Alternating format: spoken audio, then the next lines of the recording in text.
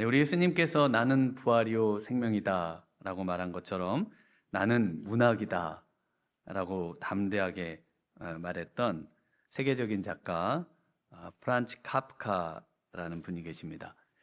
이분이 어느 날 한 공원을 걷다가 인형을 잃어버린 소녀를 만납니다. 인형을 잃어버리고 울고 있는 이 소녀와 함께 같이 잃어버린 인형을 찾아보자고 그렇게 열심히 찾았지만 실패한 카프카는 다음날 이곳에서 다시 만나자고 그 소녀와 약속을 합니다. 그리고 이 카프카가 그 다음날 이 소녀를 만났을 때 이 소녀에게 잃어버린 인형이 준 편지라고 하면서 작은 편지를 이 소녀에게 건네줍니다. 그 편지에는 이렇게 쓰여 있습니다. 울지 마세요. 저는 세상을 보러 여행을 갔어요. 제 모험담에 대해 편지를 쓸게요.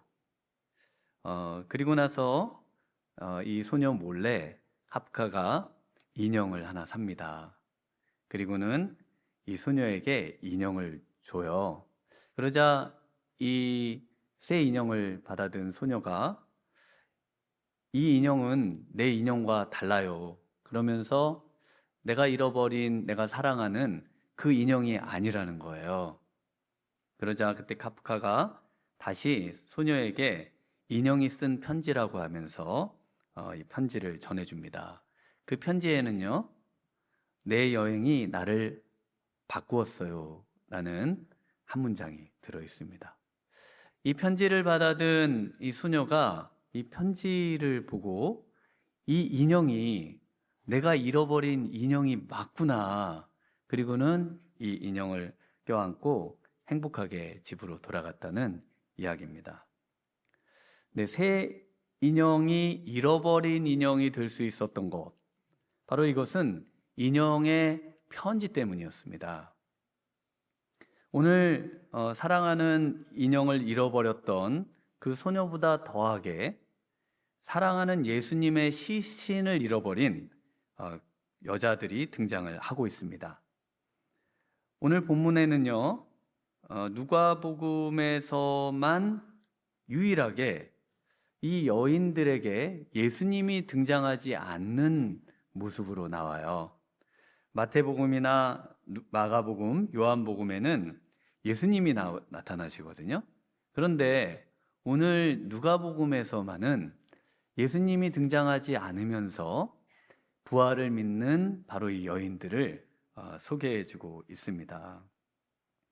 그녀들이 이 부활의 예수님, 그래서 시신을 잃어버리고 예수님이 이제 없어지신 것에 대해서 굉장히 슬퍼하고 근심하고 있을 때 바로 이분들이 예수님을 믿을 수 있었던 거, 바로 우리 예수님의 편지, 바로 예수님의 말씀 때문이다라고 오늘 본문은 말씀하고 있습니다. 그래서 이 카프카가 인형은 여행을 간 거라고 말하고 인형은 없어진 것이 아니라고 말해준 것처럼, 그리고는 이 작은 소녀가 그 새로운 인형을 자신의 인형으로 회복할 수 있었던 그런 행복을 되찾을 수 있었던 이유처럼 부활하신 예수님은 나타나시지도 않았지만 그러나 이 여인들은 부활한 예수님의 말씀을 기억하고 예수님을 믿습니다. 그래서 우리 예수님은 믿지 못하는 제자들에게 나타나시고 도마에게도 특히 나타나셔서 이렇게 말씀을 하셨습니다. 요한복음 20장 29절에 예수께서 이르시되 너는 나를 본고로 믿느냐? 보지 못하고 믿는 자들은 복되도다 하시니라. 그래서 진정한 믿음, 그리고 복된 믿음은 부활한 예수님을 보지 않고 믿는 것인 줄 믿습니다. 오늘 이 여인들을 왜 부활한 예수님의 그 모습을 나타내지 않으면서 믿도록 하는가? 믿는 내용을 전해주는가? 오늘날 우리에게처럼 동일하게 보이지 않는 예수님, 부활한 예수님이 우리에게 나타나 보여주시지는 않으시지만, 그러나 우리도 부활을 믿고 역시 행복하게 또 믿음으로 살아갈 수 있는 그런 신앙생활을 할 수 있다고 말씀하고 계신 것입니다. 실제로 우리 예수님께서 부활한 예수님께서 제자들에게 나타나셨을 때도요, 성경에 보면은 제자들 중에 예수님을 뵙고도 부활한 예수님을 보면서도 의심하는 자들이 많았다라고 기록을 하고 있습니다. 그리고 또 우리 예수님께서 친히 죽은 자 가운데 살아난다고 그래서 믿음이 생기는 것은 아니라는 것을 말씀하셨어요. 그 대표적인 이야기가 부자와 나사로 이야기인 누가복음 16장에서 이야기가 나오죠. 누가복음 16장 30절과 31절에 이르되 그렇지 아니하니이다. 아버지 아브라함이여 만일 죽은 자에게서 그들에게 가는 자가 있으면 회개하리이다. 이르되 모세와 선지자들에게 듣지 아니하면 비록 죽은 자 가운데서 살아나는 자가 있을지라도 권함을 받지 아니하리라 하였다 하시니라. 그래서 죽은 자 가운데서 살아난 사람, 우리 예수님께서 죽은 자 가운데서 살린 사람, 나사로가 있지 않습니까? 그런데 나사로를 보고도 사람들은 오히려 나사로를 죽이려고 하고 예수님을 죽이려고 하고 실제로 예수님을 죽였습니다. 그래서 부활한 예수님을 만난다고 해서 믿음이 생기지는 않는 거예요. 그래서 우리가 부활한 예수님을 믿으려면 어떻게 해야 합니까? 첫 번째는 빈 무덤만으로는 안 된다는 것을 아셔야 됩니다. 빈 무덤은요, 예수님의 부활에 대한 객관적인 증거를 말하죠. 예수님은 무덤이 없으신 분입니다. 왜냐하면 시신이 없으시니까요. 시신이 없어서 유골이 없으니까 납골함도 없는 분입니다. 그렇다면 전 세계의 모든 사람이 정말 예수님의 그 부활의 증거로 예수님을 다 믿어야 되지 않을까요? 예수님의 부활을 부정해 보려고 또 그것을 반박해 보려고 많은 사람들이 그것을 지금까지도 증거를 찾지만 못 찾고요. 그렇다면 예수님이 정말 부활하셨는데 그러면 다 믿음을 갖고 나와야 될 것 아니에요. 근데 그렇지가 않다는 겁니다. 예수님 부활 때부터 지금까지 앞으로도 그런 일은 없다는 겁니다. 그래서 오히려 이 빈 무덤 때문에 어떤 이야기들이 나왔는가 하면 예수님의 제자들이 그 시신을 훔쳐갔다. 성경에도 나오고 또 많은 사람들이 그렇게 생각을 합니다. 그리고 제가 이슬람에 대해서 공부를 할 때 이슬람 교회에서는 어떻게 이해를 하는가 하면은 예수님이 십자가에 이렇게 돌아가셨어요. 돌아가신 줄 알았는데 잠깐 정신을 잃으셨는데 그 잠깐 심정지가 오고 잠깐 돌아가셨는데 무덤에 넣었는데 다시 이렇게 깨어나신 거예요. 그래가지고 예수님이 그 깨어나가지고 거기를 도망쳐가지고 저 인도에 가가지고 이렇게 복음 전도 사역을 하시다가 거기서 운명하셨다. 뭐 이런 이야기가 있습니다. 그러니까 참 예수님의 시신이 없어진 것에 대해서 사람들은 많은 말을 만들어내기를 좋아하고 그리고 그것을 사실이 아님에도 믿죠. 그래서 부활한 예수님을 믿지는 않습니다.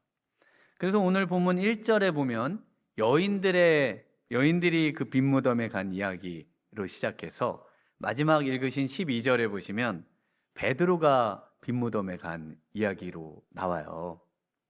둘 다 예수님의 시체를 볼 수 없습니다. 3절을 한번 같이 읽어볼까요? 우리 3절입니다. 들어가니 주 예수의 시체가 보이지 아니하더라. 12절도 한번 읽어보겠습니다. 베드로는 일어나 무덤에 달려가서 구부려 들여다보니 세마포만 보이는지라 그 된 일을 놀랍게 여기며 집으로 돌아가니라. 여인들은 시체 없는 무덤을 보고 4절에 무엇에 쌓입니까? 근심에 쌓여요.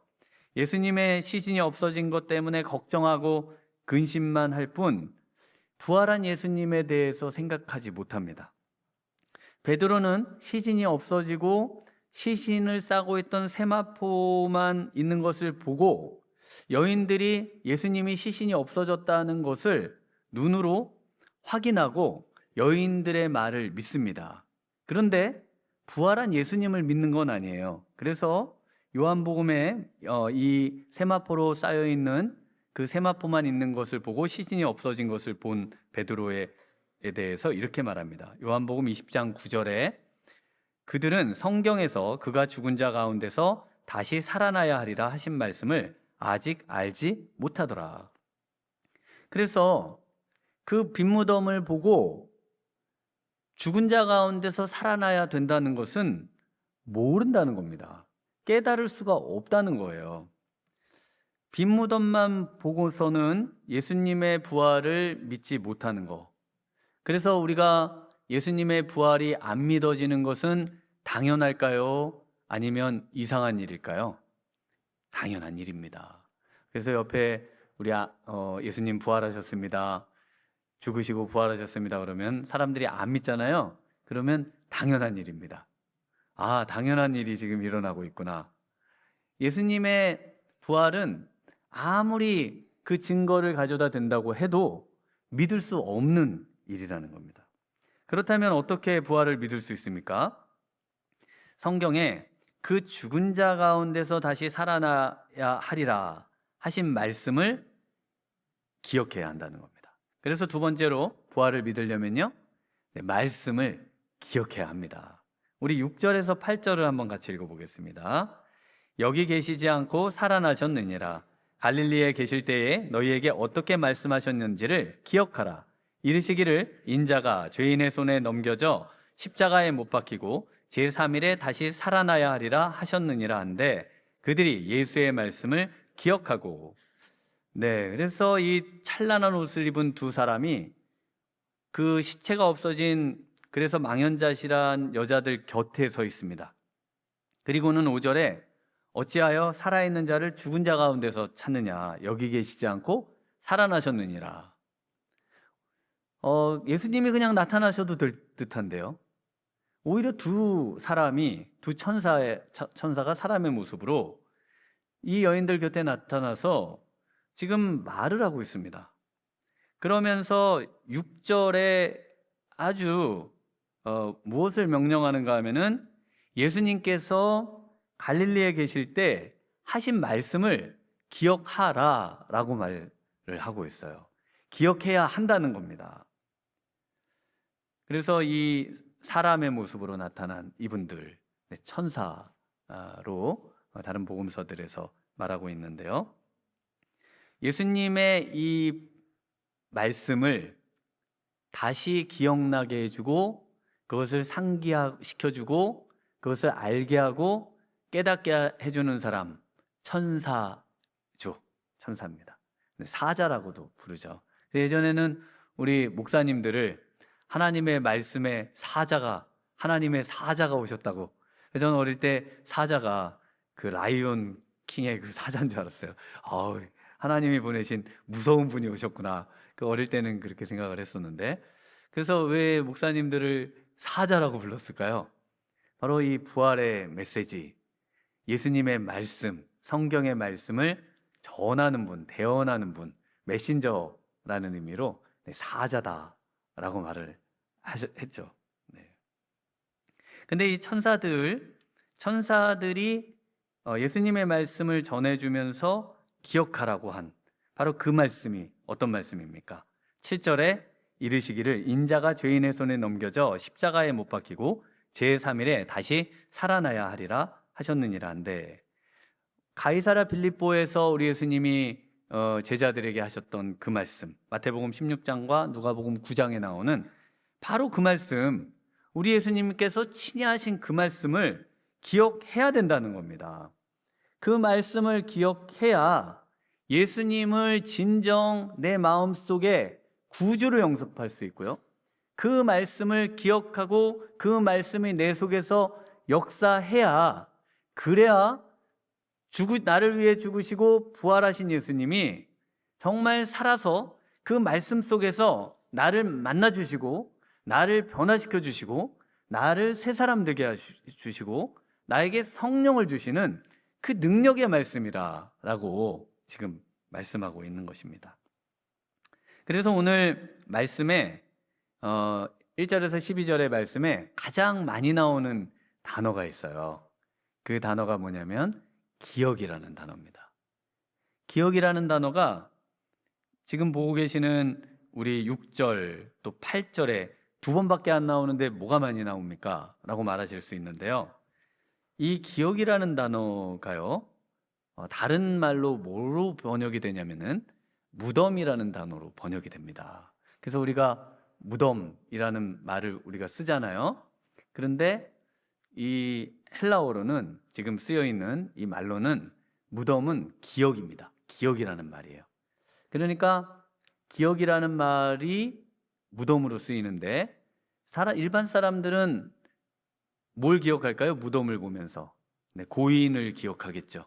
죽은 사람을 기억하라는 의미로 쓰이겠지만 우리 주님께서 성경에서는 끊임없이 무덤을 보면서 뭘 기억하라고 하실까요? 예수님의 말씀을 기억해야 된다는 겁니다.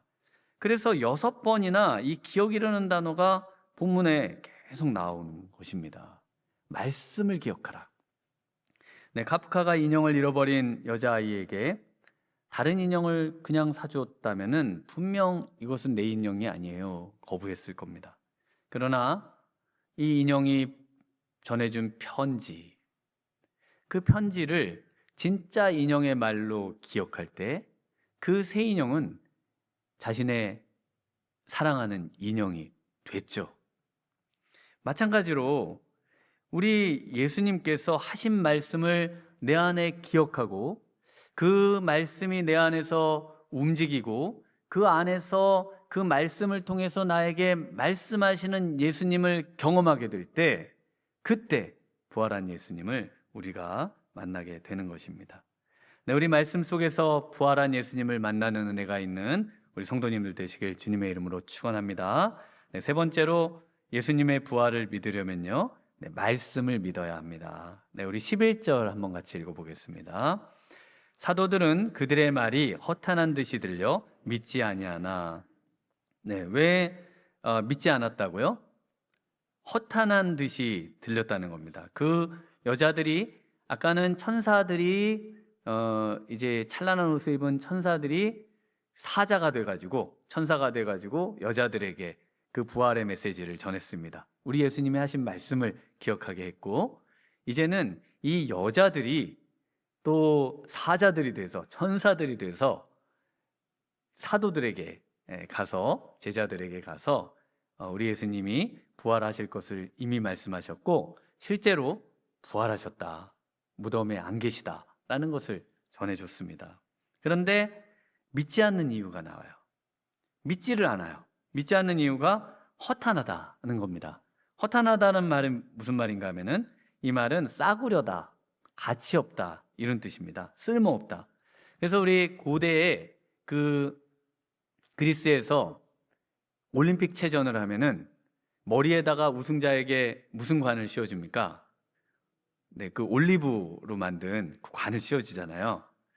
그래서 저도 어릴 때부터 이게 참 궁금했어요. 그 황금으로 된 우리 금메달처럼 금으로 된 거를 해줘야 좋지. 이게 뭐 나무로 돼가지고 갖고 있으면 뭐 썩을 거 이거를 뭐 해서 주나 이런 생각을 했는데 그 당시 사람들도 그런 생각을 했던 것 같아요. 그 당시 사람들도 그런 의문을 가지고 있었던 내용이 아리스토파네스라고 하는 그 희극 작품 중에 부의 신의 이야기가 조금 나옵니다. 어떤 이야기가 나오냐 하면은 장님인 부의 신의 눈을 뜨게 하려는 사람하고 가난의 여신이 논쟁을 합니다. 왜 제우스 신이 그 황금관을 안 씌워주고 그 올리브로 만든 관을 씌워주냐는 거죠. 그러자 이 가난의 신이 이렇게 말합니다. 제우스 신이 가난하기 때문이다. 제우스 신은 엄청 가난하다. 이렇게 이야기를 해요. 그래서 가난하기 때문에 어쩔 수 없이 황금관을 못 씌워준다는 거죠. 부의 신을 옹호하는 사람이 제우스 신이 올리브관을 씌워주는 이유는 우승자들에게는 싸구려를 장식하고 부의 신은 부는 자기가 갖고 싶어서 그런 것이지 가난한 게 아니다. 부를 사랑한다. 이렇게 이야기를 합니다. 거기서 싸구려로 장식하다. 싸구려. 네, 그 싸구려라는 말이 오늘 본문에 허탄하다 하는 말입니다. 그래서 싸구려, 복음이 싸구려예요. 예수님의 말씀이 싸구려로 들리는 거예요. 유튜브가 있고 하나님의 말씀을 듣는 게 있으면 말씀이 점점 가치가 없어지게 느껴지죠. 아니 맨날 그 말씀이 그 말씀인 것 같은 어디서나 들을 수 있는 이 말씀이 하나 의미도 없고 삶에 도움도 안 되고 이 말씀을 뭘 그렇게 읽느냐 생각하는 그런 마음은 예수님의 죽음과 부활을 믿을 수 없는 그런 마음의 상태로 만든다는 겁니다. 그래서 이 복음을 가장 귀한 것으로 움켜줄 때만이 믿음이 시작되는 것입니다. 그래서 오늘 여자들을 사자로 사용하셔서 이 전도의 미련한 방법을 통해서 가장 귀한 복음의 메시지를 전해주고 계십니다. 우리 9절과 10절을 한번 같이 읽어보겠습니다. 무덤에서 돌아가 이 모든 것을 열한 사도와 다른 모든 이에게 알리니 이 여자들은 막달라 마리아와 요한나와 야고보의 모친 마리아라 또 그들과 함께 한 다른 여자들도 이것을 사도들에게 알리니라. 네, 다른 모든 이에게 정말 이 모든 사실을 다 설명하고 알려줍니다. 오늘 이 부활의 아침 정말 우리 눈에 보이지 않는 부활한 예수님을 믿는 정말 우리 복된 우리 성도님들 되시길 주님의 이름으로 축원합니다. 네, 기도하시겠습니다. 하나님 아버지 감사합니다. 오늘 부활의 아침 정말 우리의 인간적인 모습으로 볼 때는 전혀 믿을 수 없는 그런 사실이지만 그러나 우리 예수님의 말씀을 듣고 기억하고 이것이 깨달아질 때 또 이것을 가장 귀한 것으로 여길 때 정말 부활한 예수님을 만나는 그 놀라운 은혜가 오늘 이 부활의 아침에 예배에 참여한 우리 모든 성도님들에게 일어나기를 소망합니다. 주님께서 보지 않고 믿는 자가 더 복되다고 하셨는데 오늘 이 아침에 우리에게 이 놀라운 복을 허락하여 주시고 부활한 예수님을 우리의 소망 삼고 믿음의 근거로 삼으며 남은 생에 승리하는 우리 모든 성도님들 되도록 은혜 주시고 축복해 주시기 원하오며 예수님 이름으로 기도하옵나이다. 아멘.